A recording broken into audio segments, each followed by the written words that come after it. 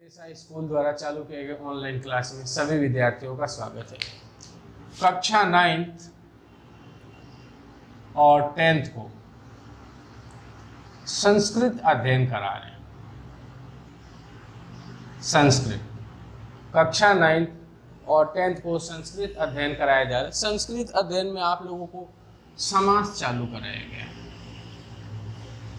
समास प्रकरणम यानी समास के बारे में हम बात कर रहे हैं।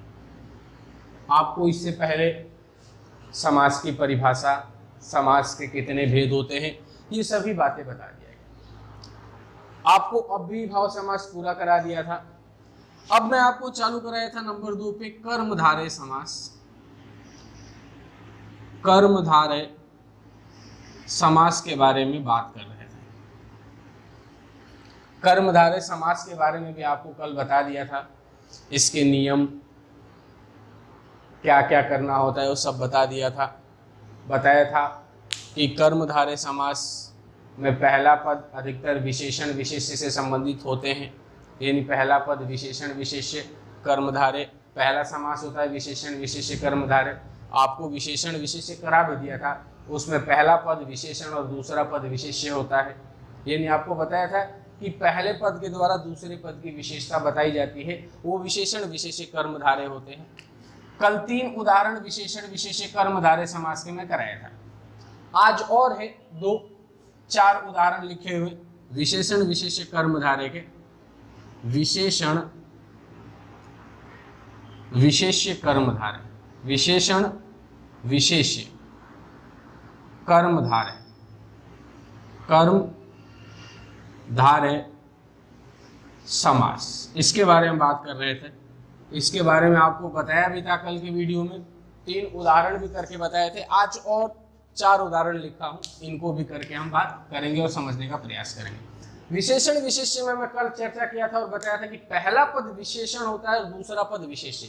मैं विशेषण और विशेष्य के बारे में बताया था कि विशेषण क्या होता है। विशेषण वो शब्द होता है जिसके द्वारा हम किसी की विशेषता को बताते हैं, और उस शब्द के द्वारा जिसकी विशेषता हम बताते हैं, जिसकी हम विशेषता बताते हैं और उसके लिए जिस शब्द का प्रयोग किया जाता है वो क्या कहलाता है, विशेष्य कहलाता है। ये बातें बता दी थी।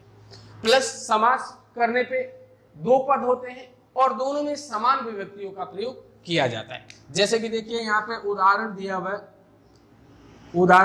नंबर 1 पे वीर पुरुष, वीर पुरुष, ये उदाहरण दिया। अब इसमें ध्यान से देखिए तो 2 पद है, एक है वीर और एक है पुरुष। एक है वीर और एक क्या है, पुरुष। यानी वीर शब्द के द्वारा पुरुष की विशेषता बताई जा रही है। पुरुष कैसा है, वीर है। वीर शब्द के द्वारा पुरुष की विशेषता बताई जा रही है। ध्यान से सुनिएगा और शब्दों को भी देखिएगा। वीर शब्द के द्वारा पुरुष की विशेषता बताई जा रही है, तो वीर शब्द क्या हो गया, विशेषण, और पुरुष क्या हो गया, विशेष्य। समझने की बात है कि विशेषण विशेष्य हम कैसे निकालेंगे। वीर शब्द के द्वारा पुरुष की विशेषता बताई जा रही है कि पुरुष कैसा है, वीर है, तो जिस शब्द के द्वारा विशेषता बताई जा रही है वो क्या हो गया, विशेषण। यानी वीर शब्द के द्वारा विशेषता बताई जा रही है, किसकी विशेषता बताई जा रही है, पुरुष की बताई जा रही है, तो पुरुष क्या हो गया, विशेष्य। अब इन दोनों को अलग अलग करेंगे तो समान विभक्ति लगाना है, तो वीर पुरुष, वीर पुरुष, और बाद में इति हमें जोड़ देना है। ये इसका हो गया समास विग्रह। अंतिम पद में जो विभक्ति लगी हुई है वो भी वही विभक्ति दोनों पदों में हमें प्रयोग करना है, इस बात का विशेष ध्यान रखें। पहला उदाहरण समझा दिया। दूसरा दिया हुआ श्वेत वस्त्र। क्या दिया हुआ, श्वेत वस्त्र, श्वेत वस्त्रम, ये दिया हुआ। अब इसमें देखिए श्वेत और वस्त्रम 2 पद है। कहा जा रहा है श्वेत वस्त्रम, श्वेत का मतलब होता है सफेद, वस्त्रम का मतलब होता है वस्त्र, कपड़ा।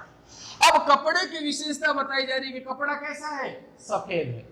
सफेद शब्द के द्वारा कपड़े की विशेषता बताई जा रही है यहाँ पे। यानी सफेद शब्द, श्वेत शब्द क्या हो गया अपना, विशेषण हो गया। क्यों, क्योंकि इसके द्वारा विशेषता बताई जा रही है। किसकी विशेषता बताई जा रही है, वस्त्रम शब्द की। कहा जा रहा है कपड़ा कैसा है, सफेद है, तो जिस शब्द के द्वारा विशेषता बताई जाती है वो क्या हो जाता है, विशेषण, और उसके द्वारा जिसकी विशेषता बताई जाती है वो क्या कहलाता है, विशेष्य कहलाता है। तो यहाँ पे श्वेत शब्द क्या है, विशेषण, और वस्त्रम शब्द क्या है, विशेषण, विशेष्य। ठीक है, अब इनमें समान विभक्ति लगा देंगे। तो इसमें नपुंसकलिंग एक वचन में है तो इसमें भी वही लगा देंगे, श्वेतम, श्वेतम वस्त्रम इति, श्वेतम वस्त्रम इति। ये इसका क्या हो गया, समास विग्रह हो गया।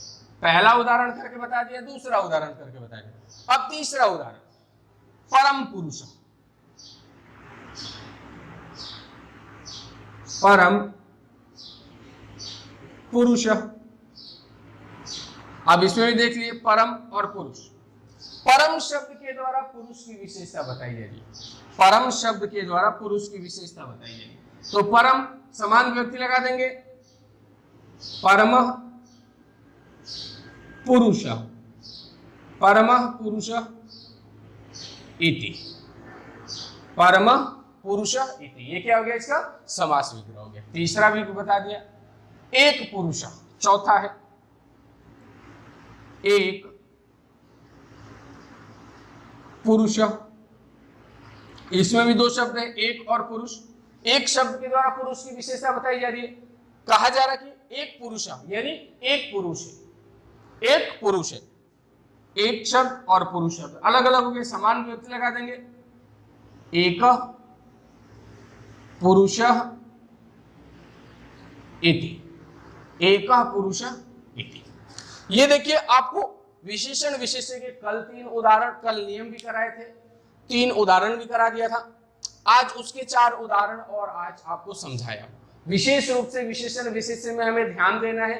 विशेषण विशेष्य कर्मधारय समास की पहचान कैसे होगी, पहला पद विशेषण होगा, दूसरा पद विशेष्य होगा। यानी पहले पद के द्वारा दूसरे पद की जहां पे भी विशेषता बताई जा रही हो, आपको हल्का सा भी संकेत मिले कि पहले पद के द्वारा दूसरे पद की विशेषता बताई जा रही हो, तो आप समझ जाए कि वहां पे कौन सा समास है, विशेषण विशेष्य कर्मधारय समास है। समास विग्रह करते हुए ध्यान रखना है कि दोनों पदों में समान विभक्ति का प्रयोग करना है। यानी पहले पद के अंत में जिस विभक्ति का प्रयोग हुआ है वही विभक्ति दोनों पदों में हम लगाएंगे। ये तो हो गया विशेषण विशेष्य। अब उसके बाद में आता है नंबर 2 पे। नंबर 2 पे आता है उपमानोपमेय कर्मधारय। उपमानोपमेय कर्मधारय, कर्मधारय समास। उपमानोपमेय कर्मधारय समास के बारे में बात करते हैं। कर्मधारय समास का दूसरा भेद है उपमानोपमेय कर्मधारय समास। अब ये उपमानोपमेय कर्मधारय समास क्या होता है पहले तो ये जाने, उसके बाद इसके उदाहरण में करके आपको बताऊंगा। उपमानोपमेय में क्या होता है, तुलनात्मक होते हैं। उदाहरण कैसे होते हैं, तुलना करने वाले, तुलना करने वाले यानी पहले पद से दूसरे पद की तुलना की जाएगी, किसी व्यक्ति विशेष की तुलना की जाएगी या किसी वस्तु की तुलना की जाएगी।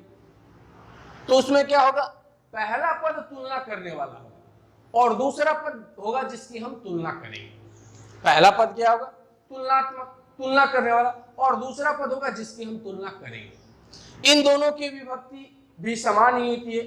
जब समास विग्रह करते हैं तो समान विभक्ति होती है। अंतर इतना होता है कि विशेषण विशेष्य में केवल इति शब्द जोड़ा जाता है और उपमानोपमेय समास का जब समास विग्रह करेंगे तो इसके भी 2 पद होंगे, लेकिन दोनों पदों के मध्य में इव जोड़ा जाता है। प्लस करके क्या जोड़ा जाता है, इव। दोनों पदों के मध्य में क्या जोड़ा जाता है, इव। यानी पहला पद, उसके बाद इव, फिर दूसरा पद, उसके बाद में इति। बाकी सब वही है, विभक्ति समान ही लगना है। इव एक अव्यय शब्द है तो इसमें कोई विभक्ति लगता नहीं है, ये समान ही हर जगह इव लिखा जाएगा, लेकिन पहले पद और दूसरे पद में विभक्ति समान ही लगाएंगे।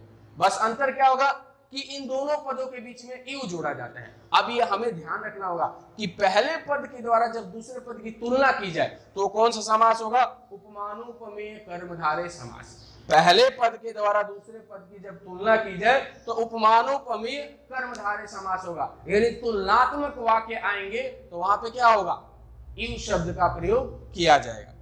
जैसे मैं उदाहरण इसके आपको करके बता रहा हूं। नंबर 1 उदाहरण है, घनश्याम। यहां लिखा हुआ घन श्याम।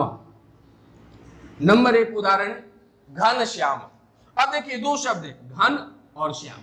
घन का मतलब होता है बादल। क्या होता है? बादल। घन का मतलब क्या होता है? बादल। और श्याम किसको कहते हैं? कृष्ण को। भगवान कृष्ण को श्याम नाम से जाना जाता है। यानी कृष्ण की तुलना की जा रही है, किससे की जा रही है? बादल से। यानी तुलनात्मक आ गया। मैंने अभी क्या कहा? उपमानोपमेय कर्मधारय में कैसे आएंगे? तुलनात्मक वाक्य। घन श्यामा एक साथ दिया हुआ है। घन का मतलब होता है बादल, श्यामा का मतलब होता है कृष्ण या काला। दोनों ही होते हैं, काला भी होता है, कृष्ण भी होता है। ठीक है, तो बादल से कृष्ण की तुलना की जा रही है। पहला शब्द तुलना करने वाला है और दूसरा जिसकी तुलना की जा रही है। अब दोनों में समान विभक्ति का प्रयोग करना है। हमें पता चल गया कि तुलनात्मक वाक्य है, यानी उपमानोपमेय कर्मधारय समास है। और उपमानोपमेय कर्मधारय समास में दोनों पदों के बीच में क्या जोड़ते हैं? यू जोड़ते हैं। ठीक है, अब दोनों में समान विभक्ति लगाना है।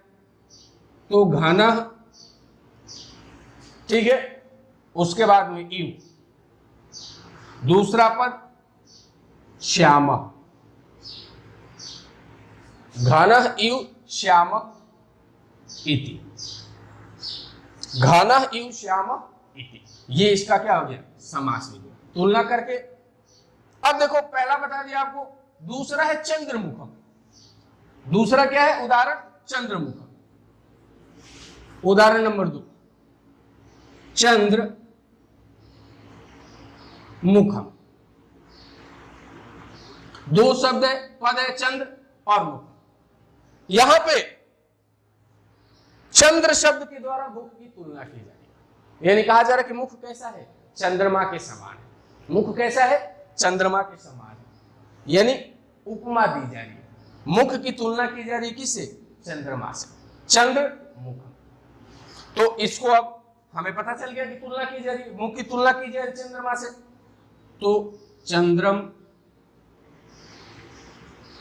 इव, चंद्रम इव मुखम, चंद्रम इव मुखम इति। ये क्या हो गया? इसका समास विग्रह हो गया। क्यों?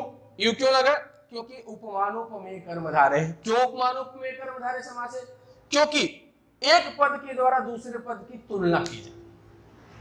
पहले पद के द्वारा दूसरे पद के द्वारा तुलना की जा रही है। और जब कभी भी तुलनात्मक शब्द आ जाए, तुलना करने वाले शब्द आ जाए, उदाहरण आ जाए, तो होंगे तो कर्मधारय के, लेकिन किसके होंगे? उपमानोपमेय कर्मधारय समास के वो उदाहरण होंगे। और उपमानोपमेय कर्मधारय समास में पहले पद और दूसरे पद के बीच में इव शब्द जोड़ा जाता है।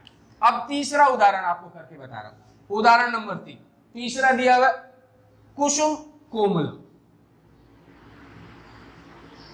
कुसुम कोमलम। कुसुम का मतलब होता है पुष्प, कोमल का मतलब एकदम मुलायम। यानी कहा जा रहा है कि पुष्प कैसा है? एकदम मुलायम। अब इसमें तुलनात्मक वाक्य है, एक पद के द्वारा दूसरे पद की तुलना की जा रही है, यानी उपमानोपमेय कर्मधारय समास में आ गया। तो उपमानोपमेय कर्मधारय समास में क्या कहते हैं? पहला पद समान विभक्ति में लिखना है, तो कुसुमम, कुसुमम इव दूसरा पद कोमलम इति। ये क्या हो गया? इसका समास विग्रह हो गया। तो आज मैं आप लोगों को समास प्रकरण में कर्मधारय के विशेषण विशेष्य कर्मधारय पूरा करा दिया, उपमानोपमेय कर्मधारय के उदाहरण करके समझा के बताया। कक्षा 9th और 10th के लिए मैं आप लोगों से यही कहूंगा कि और भी आपके पास जितने भी पुस्तकें हैं, पुरानी पुस्तकें हैं, कक्षा 9th की, कक्षा 8th की, उनमें जितने भी उदाहरण समास प्रकरणों में कर्मधारय का दिया हुआ, इन जो मैं बातें आपको बताया हूं, आप वीडियो में सुने और उनको फॉलो करते हुए, उन बातों को समझते हुए उन उदाहरणों को हल करने का प्रयास करें। आज के लिए इतना ही, धन्यवाद।